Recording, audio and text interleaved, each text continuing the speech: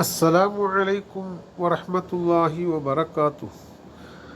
ഖുൽ ഇസ്തഗ്ഫിറൂ റബ്ബക്കും ഇന്നഹു കാന ഗഫാറാ യുർസിലിസ് സമാഅ അലൈക്കും മിദ്റാറാ വയുംദിദുക്കും ബിഅംവാലിൻ വബനീന വയജ്അൽ ലക്കും ജന്നാത്തിൻ വയജ്അൽ ലക്കും അൻഹാറാ.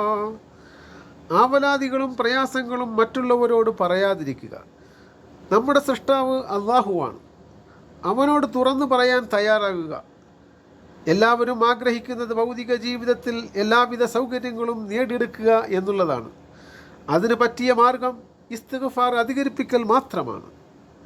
ഇതിലൂടെ മാത്രമേ പാപമോചനവും മഴയും മുതലുകളും സന്താനങ്ങളും കൃഷിത്തോട്ടങ്ങളും മറ്റും നേടിയെടുക്കാൻ സാധിക്കുകയുള്ളൂ. നാഥൻ അനുഗ്രഹിക്കുമാറാകട്ടെ. ആമീൻ.